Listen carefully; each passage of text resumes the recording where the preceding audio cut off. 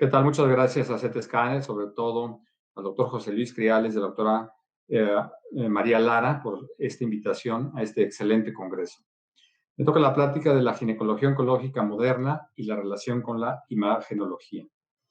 Como oncólogo, uno se ve muchas veces en la disyuntiva en llevar a cabo un protocolo de estudio para checar los diferentes tipos de neoplasias.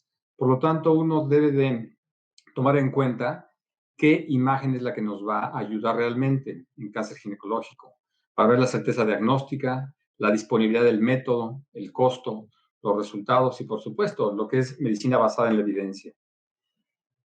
Por ejemplo, el cáncer del cuello uterino, el cáncer más frecuente. El cáncer del cuello uterino principalmente es clínico y debe haber una correlación clínico-patológica. Por ejemplo, en etapas muy tempranas como la etapa 1A1 o 1A2, que es microscópico, evidentemente, pues aquí está un poco más limitado todos los estudios de imagen.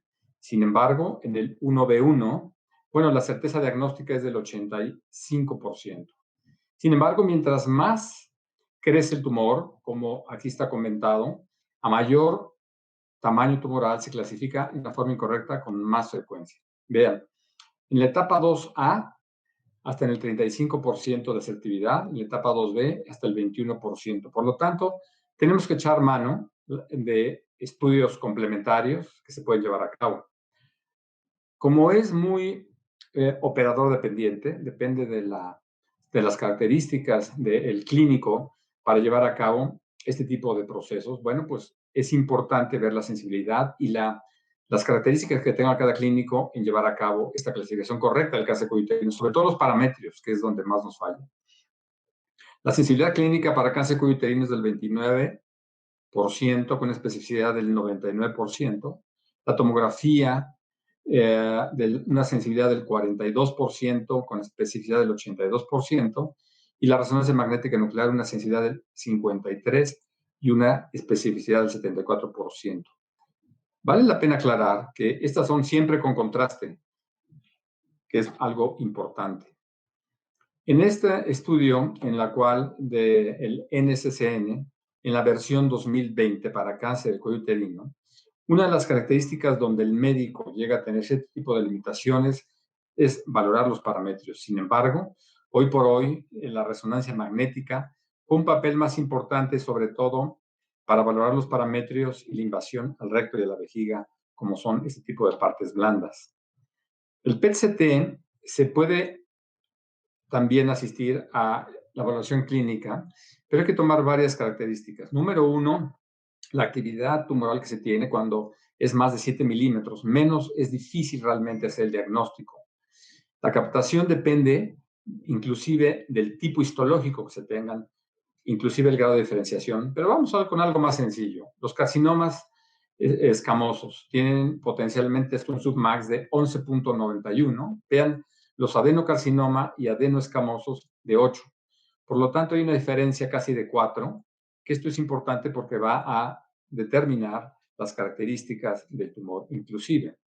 También en NSCN, estas guías para el cáncer del cuello uterino, bueno, aquí lo que se ha visto principalmente es para ver la sensibilidad que se tienen para los ganglios. Entonces, el oncólogo para el cáncer cuello uterino es muy importante que valore el tamaño de la lesión, de esa forma realmente clasificarlo.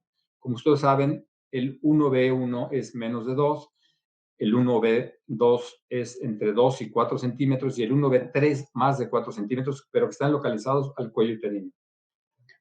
Los parámetros que ya vimos y sobre todo los ganglios. Los ganglios son fundamentales en el cáncer cuello uterino porque no nada más nos permiten ver si hay un ganglio metastásico o no, sino también en un momento dado para predecir o llevar a cabo pues las técnicas nuevas que hay, por ejemplo, el ganglio centinela en lesiones tempranas, en la cual se inyecta en el cuello uterino, igual como en la mama, con el azul patente o con material reactivo, con el tecnesio principalmente. Y de esta manera tratar de valorar si estos ganglios son positivos o no. Y últimamente, en algunos centros, el verde de indocianina, que este es un colorante y hay que checar sobre todo con este tipo de lentes específicos durante la cirugía para ver si estos ganglios llegan a captar. Sin embargo, siempre es útil ver la sensibilidad que se tienen con los diferentes métodos con una resonancia magnética, del 38 al 89%, y una especificidad del 78 al 99%, sobre todo en los ganglios pélvicos o paraórticos. En este metaanálisis, que es muy interesante, donde se checa el cáncer uterino, la rentabilidad diagnóstica del PET-CT, la tomografía o resonancia magnética. Y vean, evidentemente, el PET-CT en diferentes estudios y diferentes autores, la sensibilidad va del 66 hasta el 83% de los casos y una especificidad más del 90%. Por lo tanto, es un método útil que se puede llevar a cabo y vean, la resonancia magnética, uno de sus valores importantes es la especificidad, que siempre es más del 90 al 93% de los casos. Bueno, una de las cosas que llegamos a ver en las instituciones públicas con relativa frecuencia son los pacientes que están involucrando los parametrios, por lo tanto hay cambios de hidronefrosis.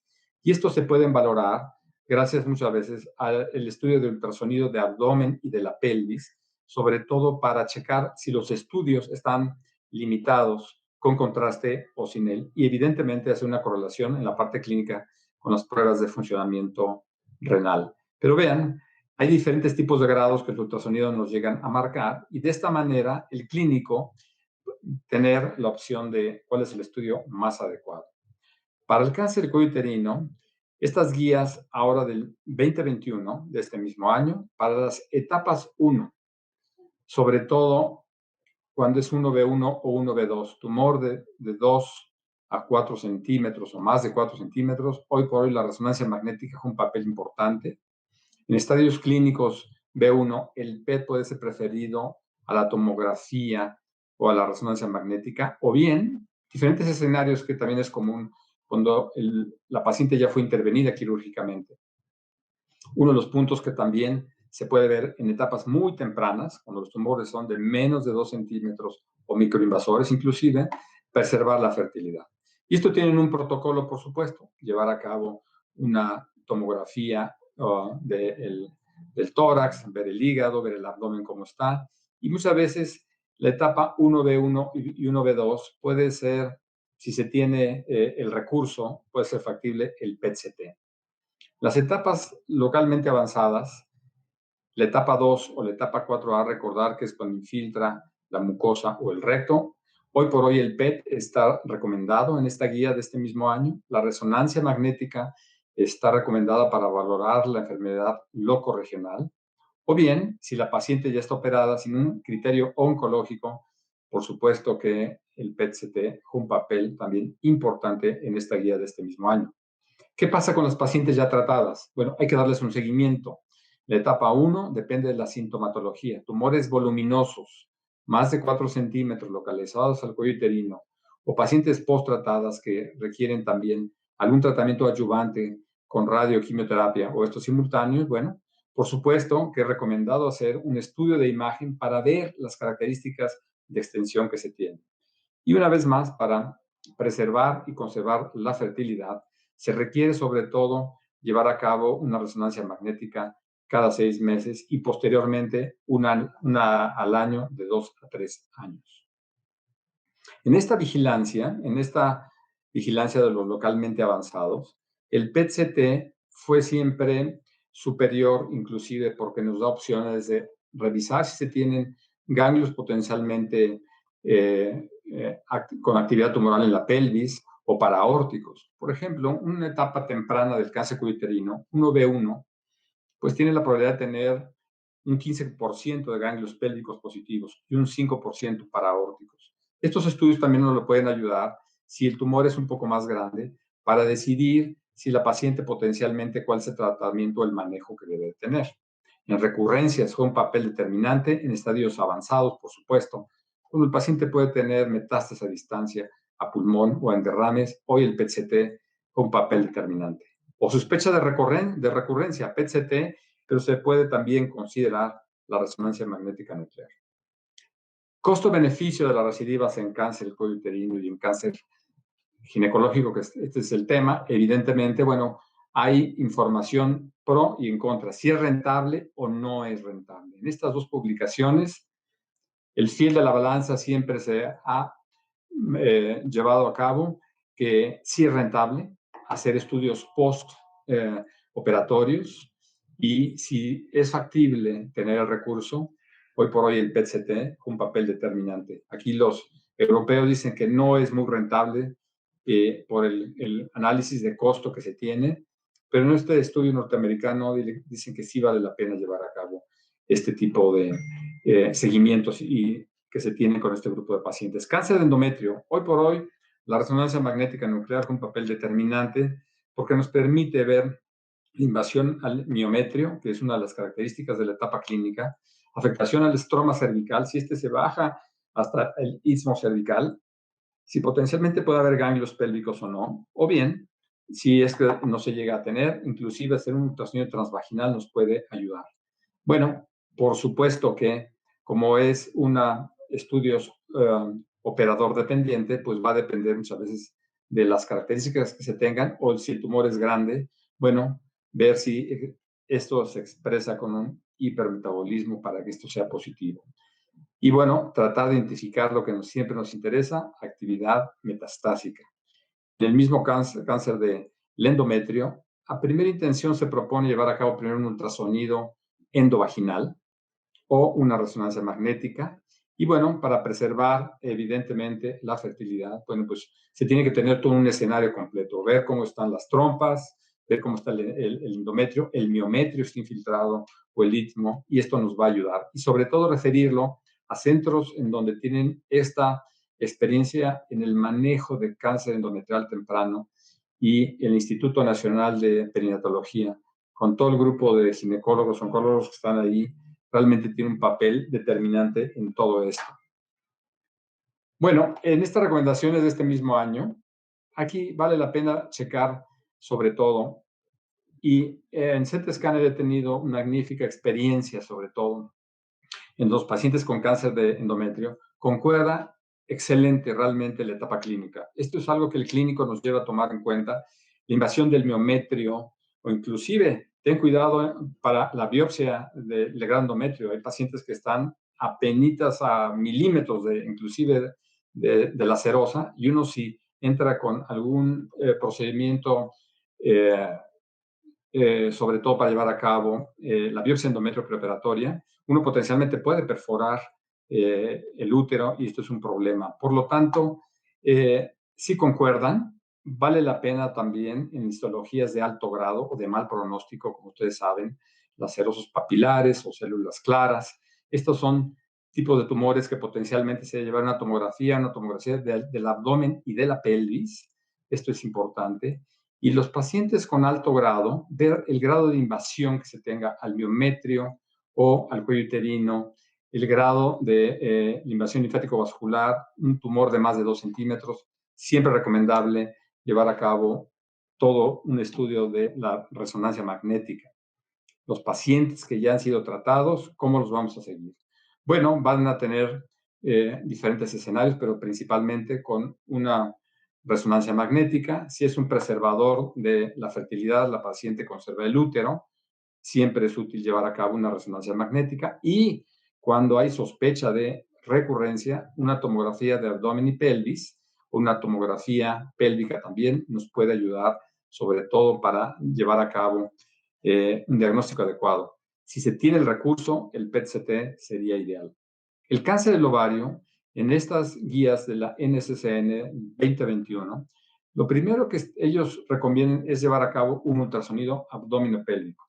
Posteriormente, una tomografía también para tratar de llevar a cabo un diagnóstico, pero el cáncer de ovario, lamentablemente, entre el 80 al 85% de los casos, sobre todo el seroso papilar de alto grado, son etapas 3 en adelante. Por lo tanto, el diagnóstico se hace en etapas muy avanzadas. Y en estos casos, muchas veces, cuando hay sospecha de que hay actividad inclusive fuera del abdomen y de la pelvis, sobre todo derrames pleurales o en el pulmón, el PET-CT jugaría un papel importante, sobre todo para la detección metastásica que esto nos puede dar y una precisión.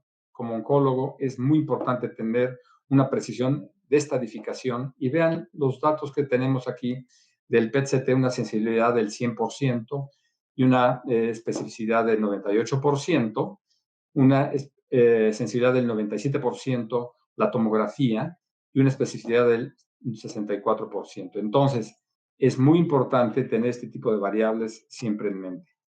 Del seguimiento y vigilancia. Bueno, seguimiento y vigilancia, realmente la tomografía puede ser muy útil si se tiene este recurso de una resonancia magnética o un PET resonancia, sería algo maravilloso, porque lamentablemente, como ustedes saben, desde el punto de vista biológico, el cáncer endometrio se disemina por 3 vías, principalmente por la vía linfática, es transelómico, por la vía sanguínea o muchas veces en forma local, la invasión local que puede tener. Pero sobre todo la transelómica, que está en todo el abdomen, en el diafragma, en las correderas. Esto es muy importante tratar de tener.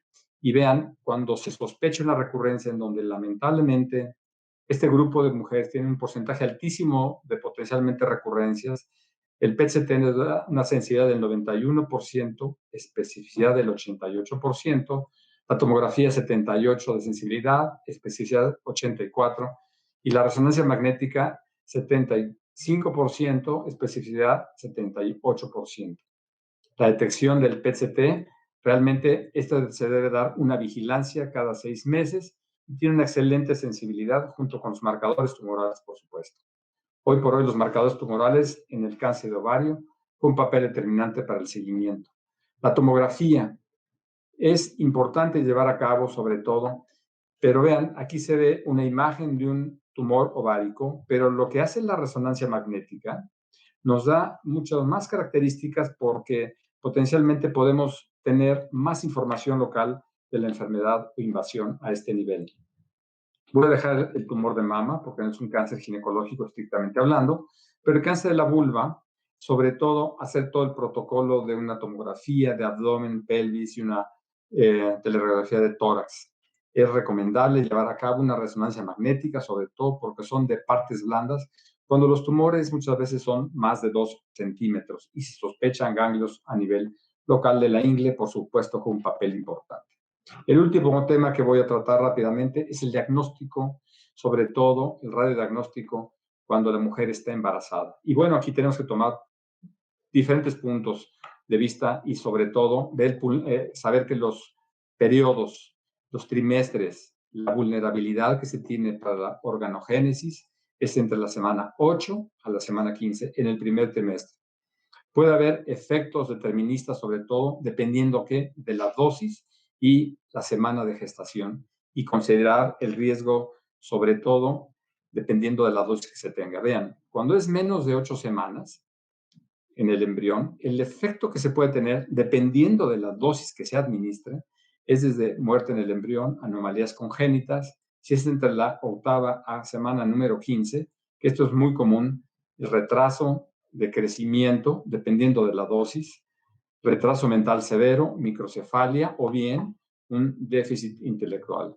Cuando son más de 16 semanas, retraso mental severo, si es que se da una buena cantidad de dosis a la mujer que está embarazada con algún método diagnóstico. ¿Cuáles son los estudios que potencialmente pueden dar más radiación? Obviamente el PET-CT, la tomografía de pelvis y la tomografía del abdomen. Estos son los métodos diagnósticos que potencialmente se tienen. Aquí vamos a tocar diferentes puntos con el radiodiagnóstico y el embarazo.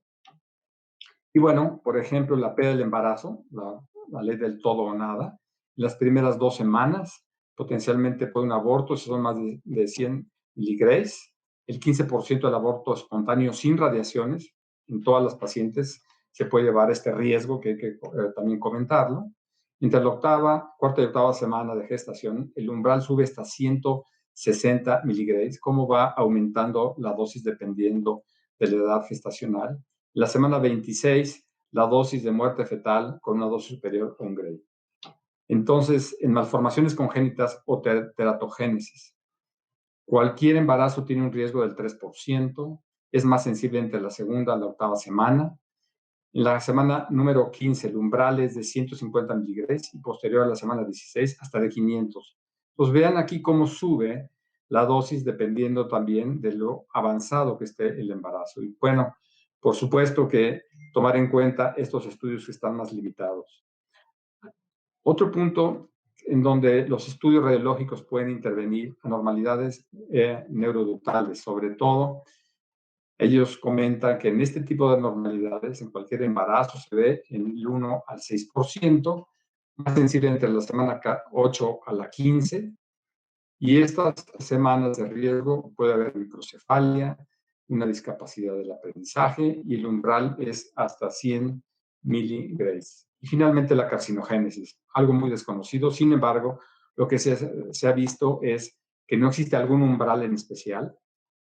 Una exposición, sobre todo, aumenta el riesgo de patología oncológica, sobre todo las leucemias mieloides aguda a los bebés, producto de estos embarazos, donde han sido sometidos a algo de radiación, aunque el riesgo es bajo, pero vean también, es de 0.6 por cada 10 miligramos. Entonces, hay que irle sumando la cantidad que se ha administrado, se ha otorgado de radiaciones, y este porcentaje va aumentando dependiendo del paciente que se tenga. Existen diferentes tipos de contrastes para los diferentes estudios radiológicos, el yodo o el gadolinio, y cada uno de ellos tiene sus características. Por ejemplo, el yodo atraviesa la placenta, es un posible riesgo de hipotiroidismo fetal. Pocos estudios, pero se han observado un efecto nocivo realmente insignificante. Es seguro durante el embarazo, y el riesgo-beneficio el médico lo debe de calcular, lo que se puede tener. Al final, el recién nacido debe tener una evaluación de la función tiroidea. ¿Qué pasa con el gadolinio? Bueno, atraviesa la placenta, se excreta en líquido amniótico, y no se ha establecido una seguridad específica, y al parecer no hay efectos teratogénicos o mutagénicos. Bueno, está contraindicado durante el embarazo, sobre todo dependiendo de que los beneficios potencialmente superan al riesgo. Y bueno, si esto se puede hacer en ganglios centinela en la pelvis, es una de las características que se puede tener. Y vean, el contraste y el embarazo va a depender del radiofármaco con los diferentes eh, trimestres que se puede tener, y el impacto y la dosis que puede tener a este nivel, sobre todo el tiroides. Y aquí lo dividimos por etapas. El ultrasonido, la resonancia magnética, la dosis fetal que se puede tener con los diferentes métodos diagnósticos. Con rayos X es el que menos tiene, pero obviamente con una tomografía en la pelvis o un PET-CT alcanza estos umbrales mucho más altos, en donde la radiación ionizante del útero y del feto debe ser menos de 0.03 miligrays. Y bueno, aquí esta es una de las características, sobre todo donde nos piden, sobre todo en la mujer que está embarazada, cuidar mucho estas dosis dependiendo del estudio que se puede tener. En estos tres últimos, las tomografías de abdomen, de pelvis y el PET, hoy por hoy, son los que tienen un impacto más importante potencialmente y algún riesgo que se puede tener. Bueno, el FDG durante el embarazo atraviesa la placenta, la barrera placentaria, se acumula en los tejidos fetales, la dosis absorbida relativamente es alta y se encuentra desde el principio del embarazo. Al final del embarazo, las estimaciones de las dosis son más bajas, esencialmente debido a la mayor masa del feto y ya está mucho más maduro. Las dosis de radiación fetal es es la suma de las dosis derivadas del FDG en la exploración y la transmisión adquirida, y esto para corregir la atenuación. No se recomienda el PET-CT con este material radioactivo en este grupo de personas. Por lo tanto, el PET-CT o la PET-resonancia hoy por hoy abre una brecha interesante, sobre todo en este grupo de mujeres. Tiene mejor beneficio el PET-resonancia que el PET-CT por las radiaciones que puede tener. La imagen del PET-resonancia debe ser mucho más útil, nos da una nitidez mucho más adecuada, y en este grupo de personas tienen una indicación básica, sobre todo porque no existen radiaciones ionizantes. Hoy por hoy, el PET resonancia sería un estudio de elección en esta situación que se puede tener. Y bueno, finalmente en Lancet, en esta publicación también, en el embarazo definitivamente no hay que llevar a cabo PET-CT en las mujeres, pero hoy si abren la puerta para un PET resonancia, potencialmente podría ser muy útil. Por su atención, muchas gracias.